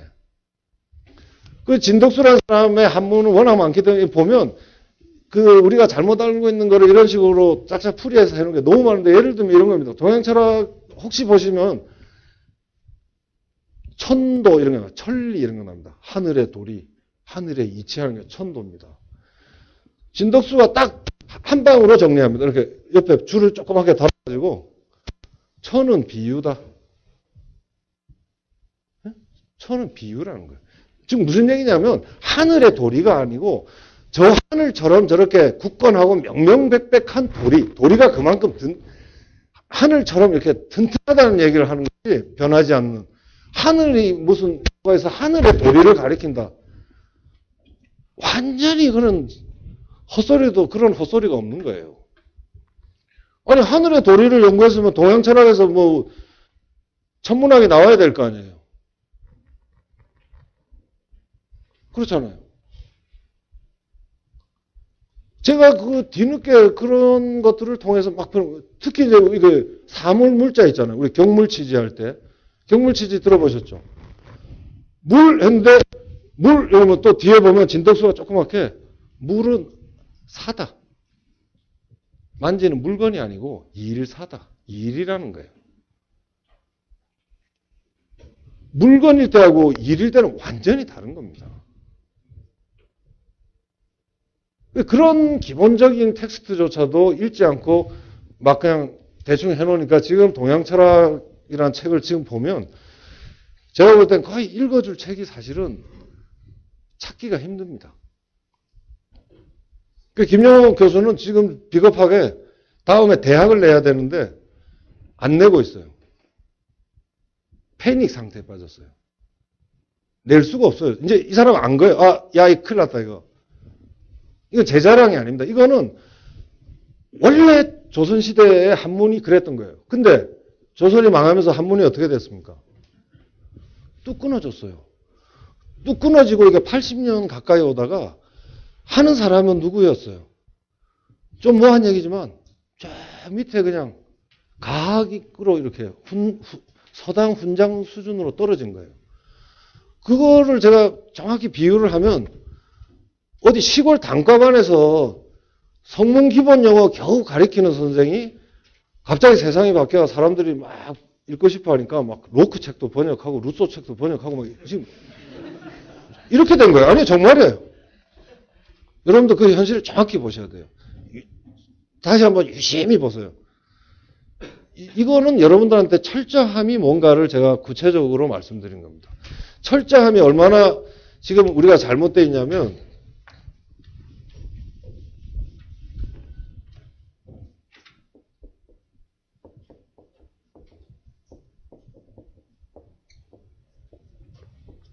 공경이 있어요. 공경. 공경이란 말을 우리가 쓰죠. 근데 공경이란 말이 상당히 중요한 말인데요.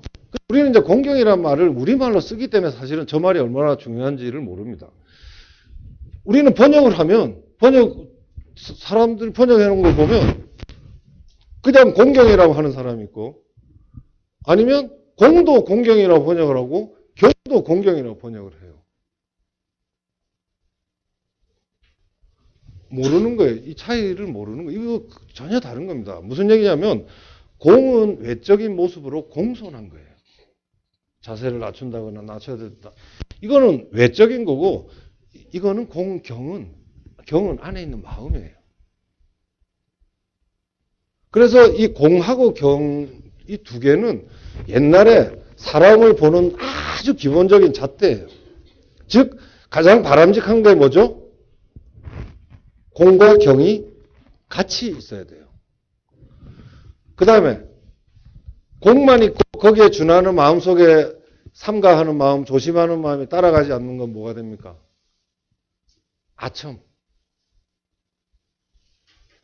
아첨이 바로 겉으로만 하는 겁니다. 또 이 반대도 있어요. 경은 있어요. 경은 있는데 그 마음을 몸을 통해서 할 줄 몰라요. 이게 그 소위 말하는 잡덕 충신들이에요. 많아요, 회사에. 아니, 나는 뭐 회사를 말이야, 열심히 생각하는데 말이야, 날 몰라준다고. 아니, 그런 게 있으면 표출을 해야 될 거 아니에요. 드러내야 될 거 아니에요. 사람이 그런 거예요. 공자가 말하는 게 바로 그거예요. 그게 바로 아까 말했던 문입니다, 문. 안으로 이거를 경도 중요하지만 또 거기에 딱 맞게 공을 드러내는 거 이게 문이에요. 그래서 문에는 문이라는 뜻도 있고 글도 왜 문이 되냐면 내 안에 있는 것 중에 가장 글은 뭡니까? 마구잡이로 쓰지 않잖아요. 글은 압축해서 최선을 다해서 거기에 담아냈기 때문에 글도 문이 되는 거지 글이 문을 전체를 대표하는 게 아니라 애쓴다는 게 열렬하게 자기를 쏟아낸다는 게 문의 근본 기본 어휘가 되는 거고 거기서 포장도 나옵니다.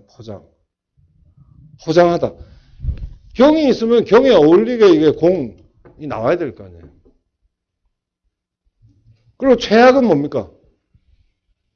나오잖아요. 이 매트릭스 중에 공도 없고 경도 없어요. 인간 말종이 인간 말종. 공자가 자포자기라고 한 사람. 자포자기가 그게 다 유학에서 나온 말이에요. 그래서 이거를 이런 공과 경 하나에서도 정확하게 이게 나눠서 옛날엔 썼는데 우리는 지금 그거를 우리 마음대로 공도 공경이라고 하고 경도 공경이라고 해버리면 지금 말한 내용을 알 수가 있습니까? 지금 아니 그런 상태예요, 여러분들. 그러니까 동양철학 해도 이해가 안 되는 거는 여러분들의 문제가 아니고 지금 해놓은 사람들이 그 모양입니다. 김용옥 포함해서.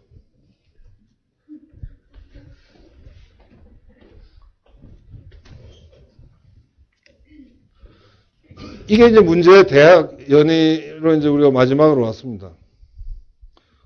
제가 이거를 정말 사다 놓고서 아까 말씀드린 것처럼 2007년 세종 끝나고 나서 아무리 기다려도 번역이 나올 것 같지는 않고, 두 번째는 방금 말씀드린 이런 한문에 있어서 이런 문제를 지금 인식하고 있는 사람도 거의 없습니다. 그러면 번역한다 하더라도, 누가 한다 하더라도 이런 것이 그대로 반복된 번역이 나올 수밖에 없어요. 근데 저는 다행히 이 대학위원회의 상당 부분이 사서삼경입니다. 사서삼경에서 가져오고, 또 나머지는 자치통감이나 사기나 중국의 대표적인 사서에서 케이스를 가져오는 겁니다. 하나는 프린시플이고 하나는 케이스입니다. 그래서 두 개를 계속 크로스를 시키는 거예요. 신뢰를 보여주고 또 하고 이제 이런 책인데, 저는 본의 아니게 이게 아까 말씀드린 것처럼 이 작업을 거의 해놨기 때문에 3경은 안 했지만 이제 맹자까지 해놨으니까 또 내 이름으로 했기 때문에 그 구절이 이렇게 나오면 긁어다가 그냥 갖다 놓으면 내 거예요. 그죠? 남은 거 같으면 그거 할 수가 없는데 이건 내 거기 때문에 그냥 내 거 갖다 놓고 진덕수가 그거에 대해서 풀이하는 것만 제가 번역을 이제 하면 되더라고요. 그래서 일부러 제가 이제 지금 하고 있는 책을 하나 가져왔는데,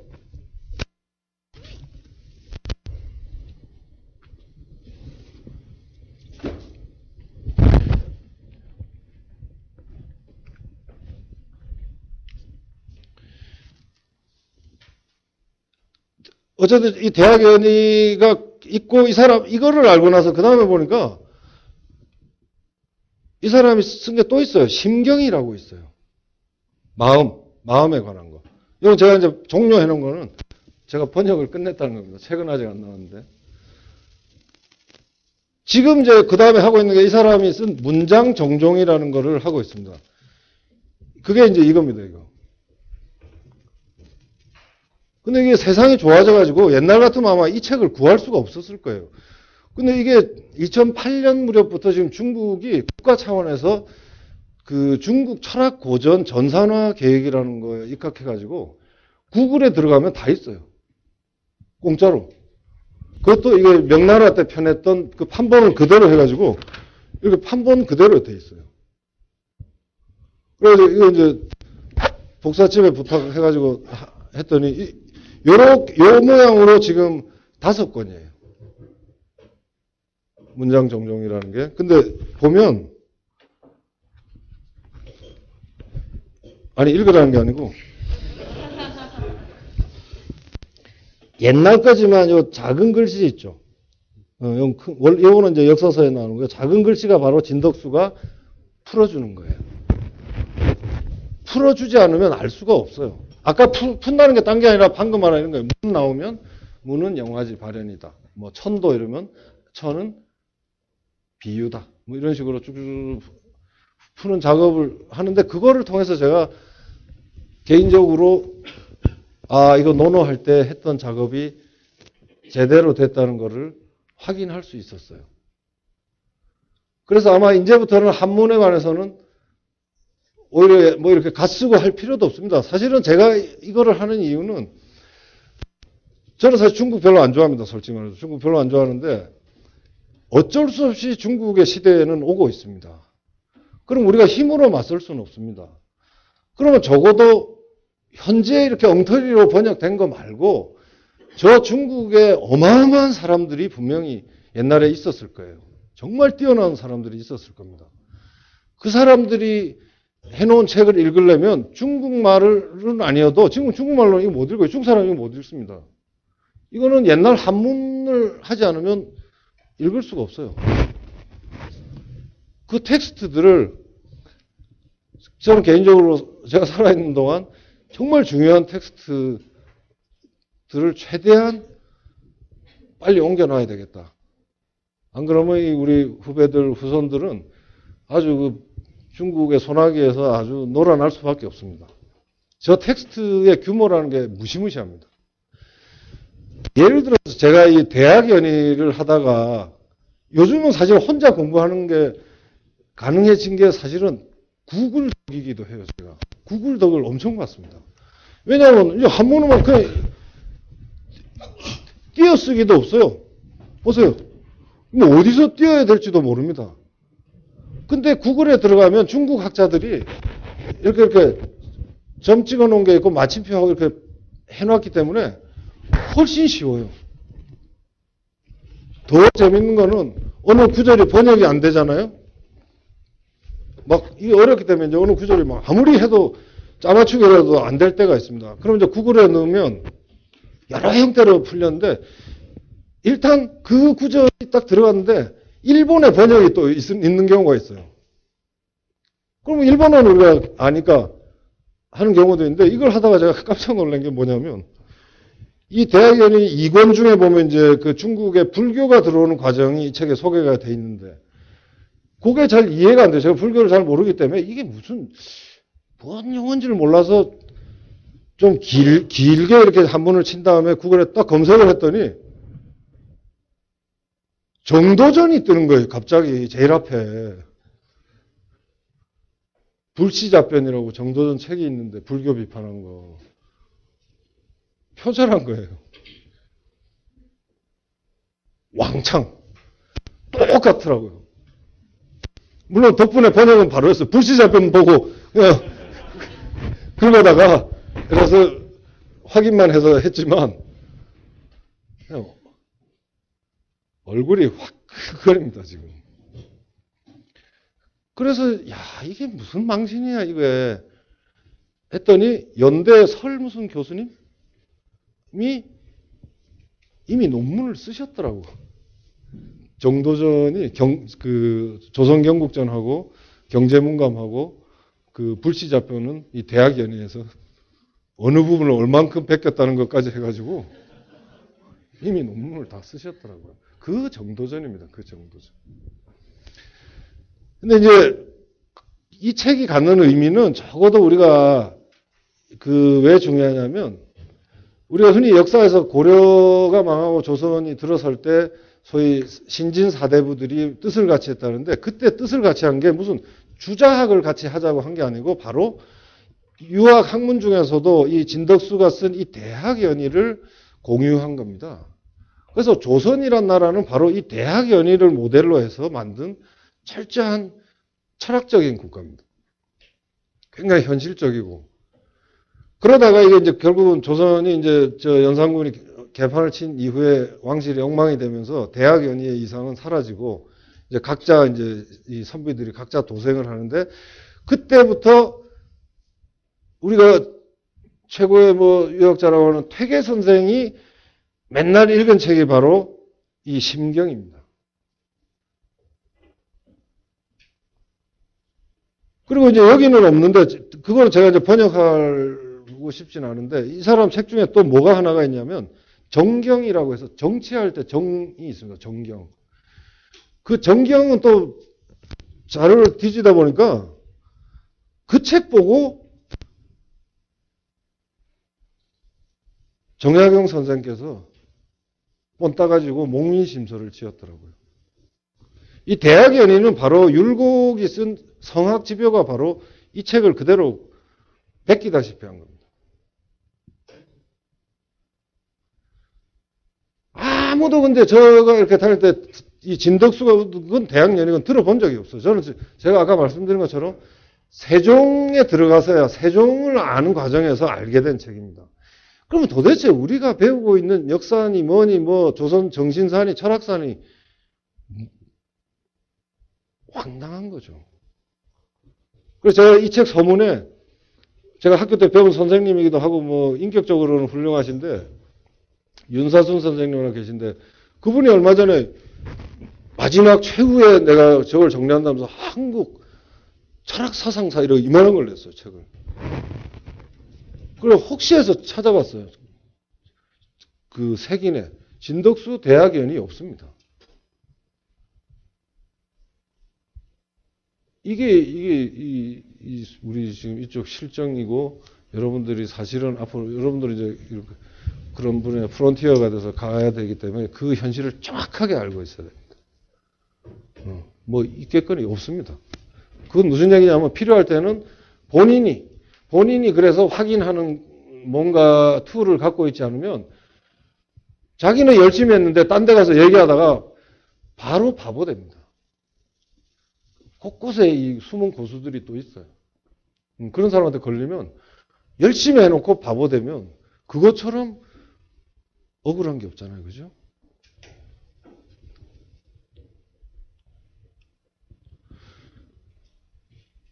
그 이후에 제가 이제 계획하는 거는 이게 제가 보니까 지금 저게 1권을 번역을 하는데 보니까 한 6개월 걸리는 걸로 봐서는 이걸 이제 한 반쯤 했는데 제가 이거를요. 6개월. 그러니까 아무리 빨리 해도 한 2년은 걸릴 것 같아요. 문장 정정. 이게 문장론입니다. 딴 게 아니고 문장론입니다. 문장론. 문장. 좋은 문장이 있지 않습니까? 중국의 좋은 문장들. 그걸 비문, 문학작품, 문학작품 많지는 않아요. 이 사람은 현실, 황제를 가리켰던 사람이기 때문에. 그거 문장론입니다.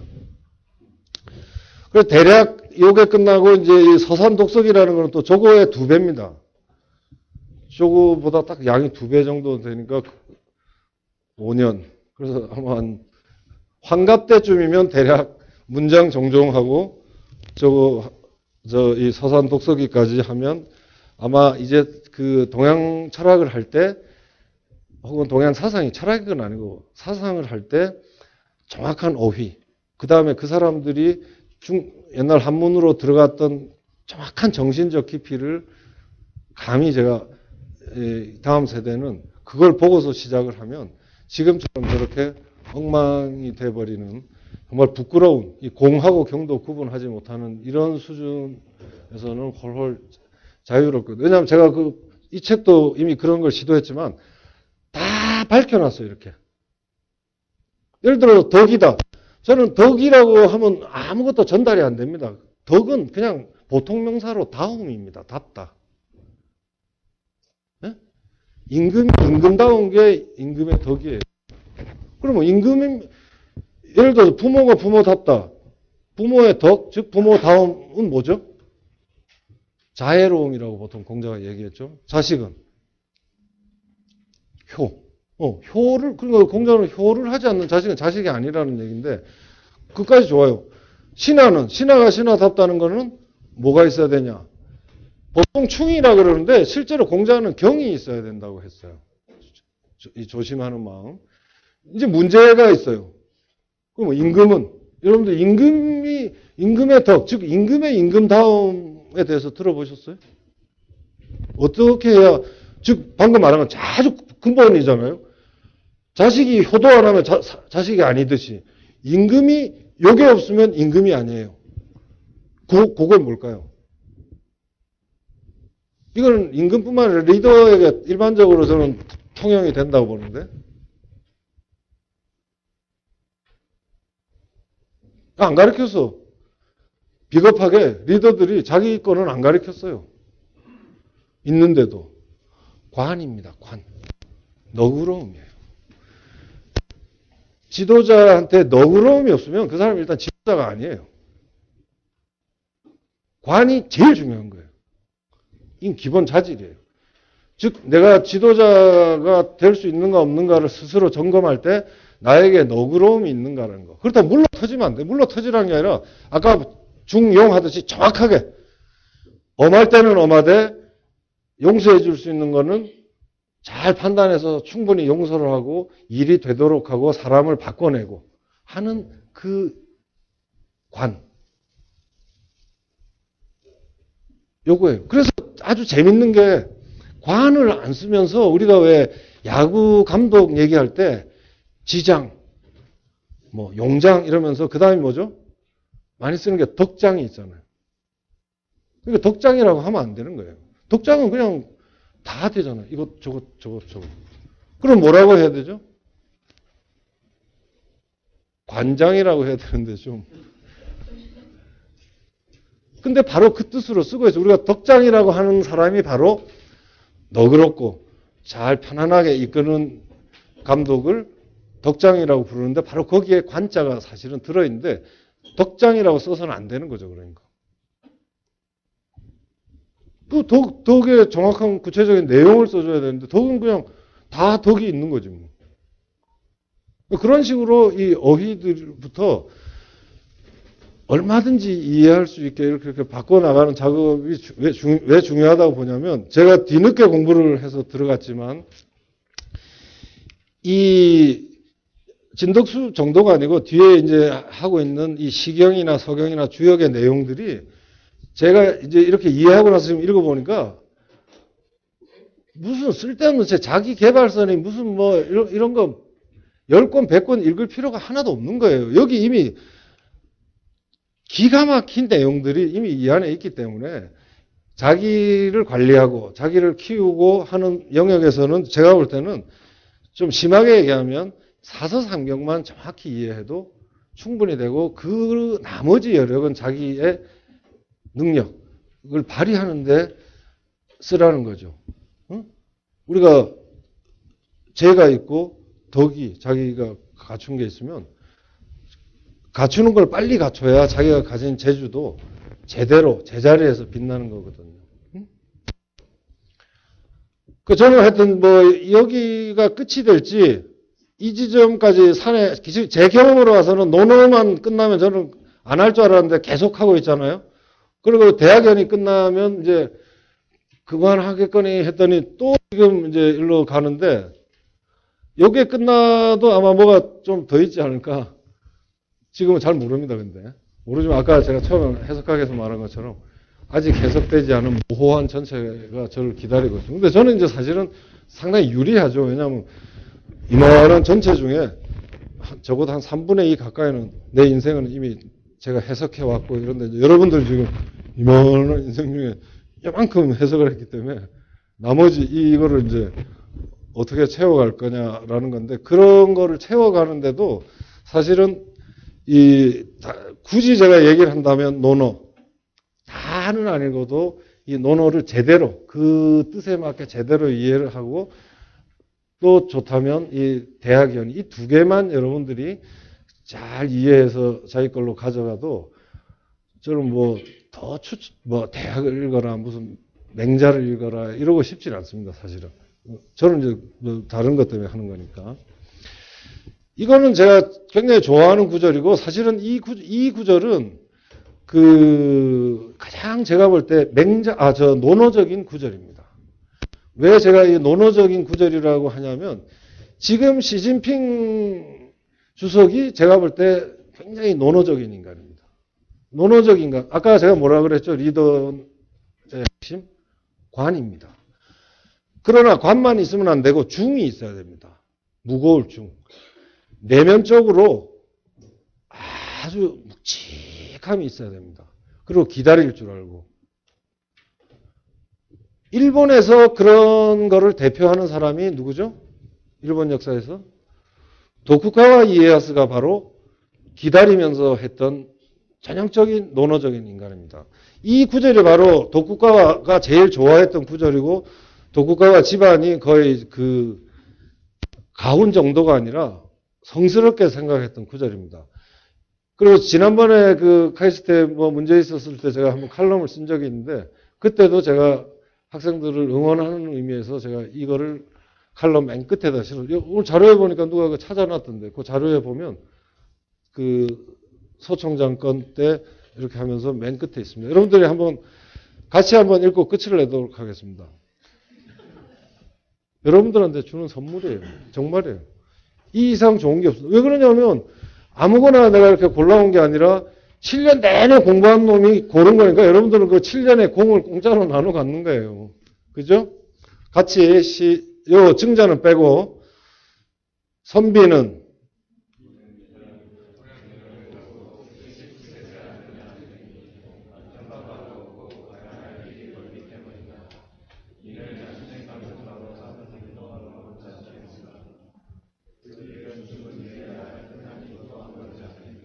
여기도 바로 나오죠. 도량이 넓고 너그러워야 되고 동시에 굳세, 내면적으로는 굳센 마음을 갖고 있어야 되고, 그 다음에 남을 사랑하는 거, 이거를 자신의 맡은 바로 삼으니까 진중. 이 중하다는 게 무게 잡으라는 게 아니고, 내가 살아가면서 해야 할 일들이 이 사회와 관련해서 의미가 있다는 것을 정확히 깨달아서 진중해지는 거예요. 이거 뭐 폼 잡고 이렇게 하는 게 아니고. 아시겠죠?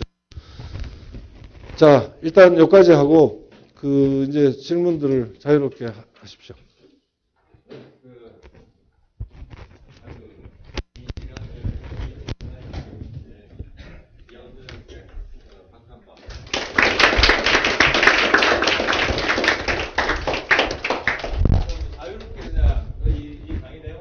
그러니까 뭐 문화부 궁금한 것도 좋고.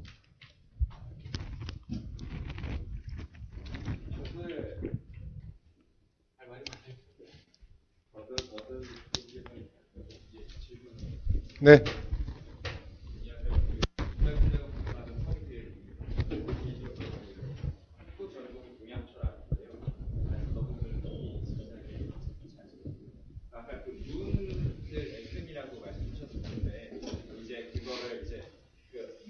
어떻게 그렇게 말씀이라고 그 깨달음에 도달을 하셨는지 그 부분을 조금 더 좀 상세하게 듣고 싶습니다. 예, 전혀 다른 기준이 없었던 해석인데. 우선은 그거는 다른 것도 찾아가는 거하고 똑같았어요.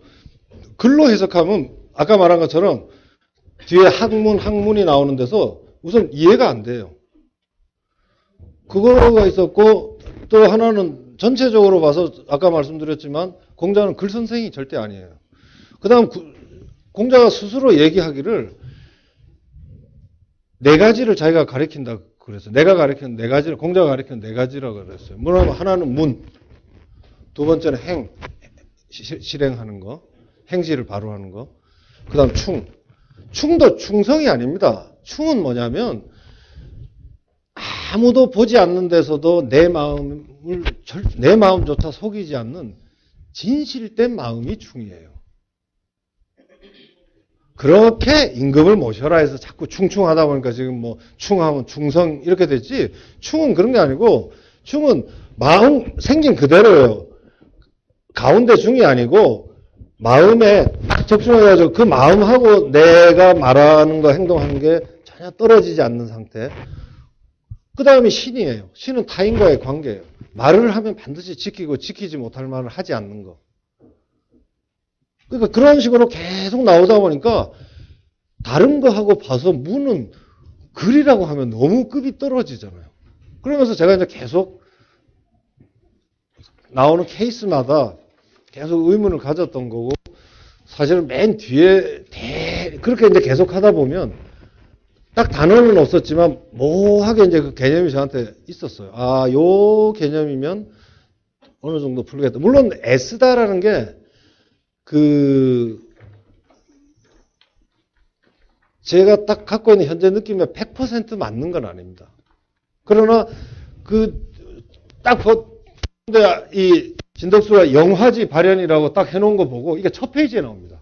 맨 첫 페이지에 보면 요 임금이 어떤 사람이었냐 이랬을 때 이 사람은 흠명문사했다라고 네 가지로 얘기를 하는데 그 네 가지 중에 흠명, 문이 딱 나오는데 문을 이렇게 딱 해석을 영화지 발현으로 하는 거 보고 한편으로는 제가 너무 좋아하고 한편으로는 좀 허탈했죠.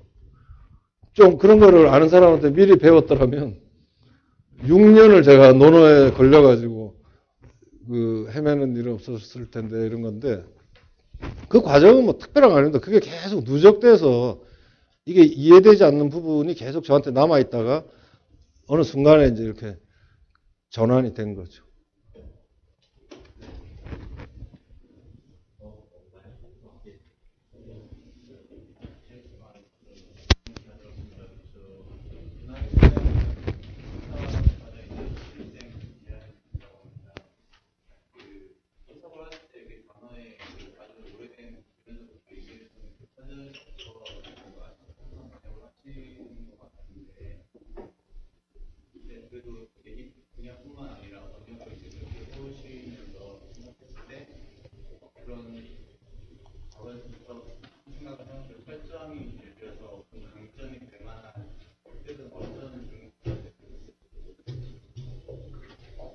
조금 모호한데.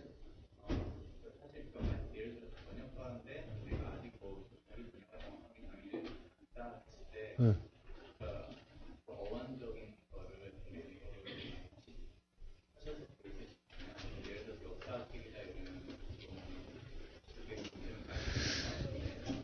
그러니까 예를 들어서 사실은 저게 이제 약간 우연적인 게 있어요. 대학 연의로 간 것 중에 우연적인 게 뭐냐면 그전에는 제가 이제 각자 장단점인데 저는 기본적으로 이 픽션에 약합니다. 그러니까 소설 뭐 이런 건 저는 관심이 없고 소설가에 대해서 존경심이 하나도 없어요. 그럼 소설가들이 우리 회사 오는 걸 되게 싫어해요. 제가 경멸하기 때문에. 응? 반농담이지만. 근데 사실은 경멸하는 게 아니고 제가 모르니까 제가 소설을 좋아해야 소설가 보면 이렇게 와, 그리고 손이라도 한번 잡아보려는데 저는 그냥 소설가는 아이고 한심한 놈들 이런 생각밖에 안 들기 때문에 저는 글이 이제 기본적으로 굉장히 드라이합니다. 굉장히 드라이하고 그런데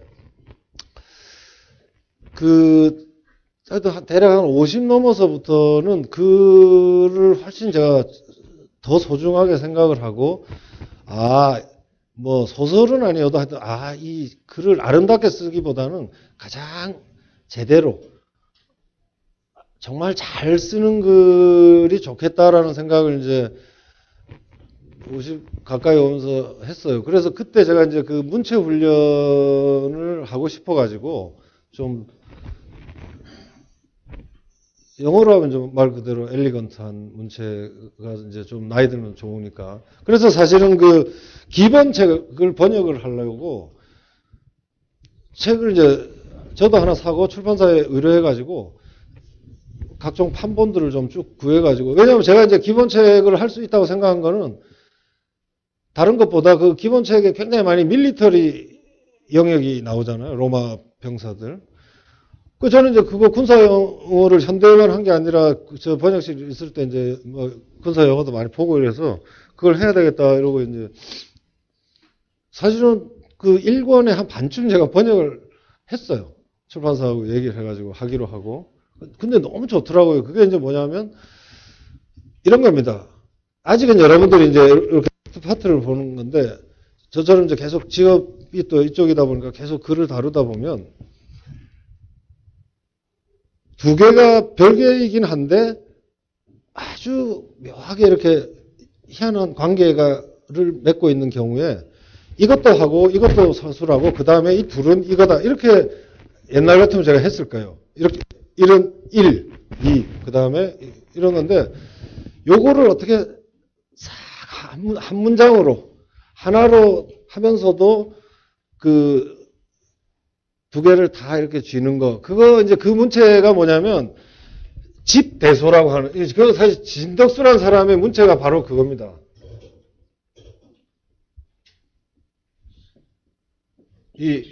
어떤 중국 명나라 학자가 진덕수의 책을 평을 하면서 이 사람의 그 문체는 집대소했다라는 건데 이 집대소했다라는 건 뭐냐면 큰 골격은 골격대로 쥐고 또 아주 그 사람의 심리를 다루는 미세한 것도 정확하게 다뤘다고 하는 건데 예를 들면 이제 이 사람 제가 뭐 집대소 하겠다는 게 아니라 그런 식으로 자기 글 하고 싶을 때 그 기본책을 보니까 기본의 문체가 사실 그런 거거든요. 그래서 제일 번역 중에 어려운 게 사실은 문체 번역입니다. 세상에서 제일 쉬운 번역이 뭐죠? 수학책 번역하는 겁니다. 뭐 해석의 여지가 별로 없거든요. 의미의 영역이 아니니까, 그죠? 수학책. 제일 어려운 게 시죠, 당연히. 시도 이제 점점 해서 시의 번역이라는 건 사실 정말 어렵고 이제 그랬는데 한 반쯤 하고 있었는데 1권 반쯤 했는데 출판사에서 연락이 온 거예요. 이거 어떡하지? 왜요? 그랬더니 민음사에서 곧 책이 나온다는 거예요. 그래서 뭐 혹시 번역자를 알아볼 수 있냐 그랬더니 2대 영문과 나온 뭐 사람 한 5명이 집단으로 한다. 그래서 야 그거는 아니지. 그거는 여자라서 무시하는 게 아니라 그게 군사 용어가 있는데 아니라 다를까 그런 나왔잖아요.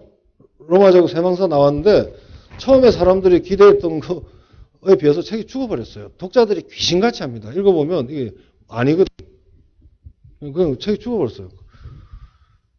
그게 사실은 본의 아니게 해악이 크죠. 저는 사실 그때 되게 화가 났었는데, 군사용어 조금만 아는 사람 딱 보면 이건 완전히 뭐 무슨 일이 일어났는지조차 모르는 거예요. 그리고 용어도 완전히 그냥 엉망이고.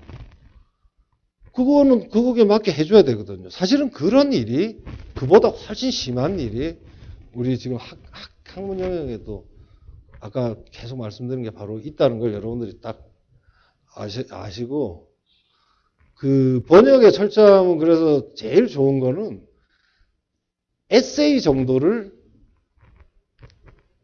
갖고서 이렇게 번역 훈련하는 게 이 번역의 퀄리티를 높이는 데는 제일 좋은 것 같아요. 소설은 사실은 해놓고 나서도 이거 잘한 건지 못한 건지 뭐 지도 모르고 뭐 교수님도 잘 몰라요.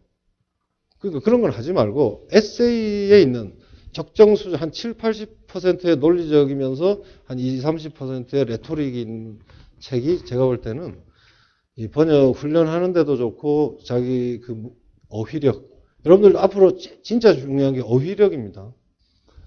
어휘력 하면 여러분들 뭐 내가 한국말 어휘력이 어떤데 그렇죠. 그렇지 않습니다. 나이 이렇게 들어갈수록 조심해야 되는 게 이 취사 선택하는 어휘입니다. 지금 여러분들이 아직 20대고 하니까 뭐 에이씨 뭐 이런 거 해도 되고 뭐 완전 좋아 뭐 이렇게 해도 아무도 뭐라 하는데 근데 제가 막 사장님 뭐 이럴 때 우와 완전 좋아 이러면 다음에 인사가 반영돼 가지고 날아갑니다.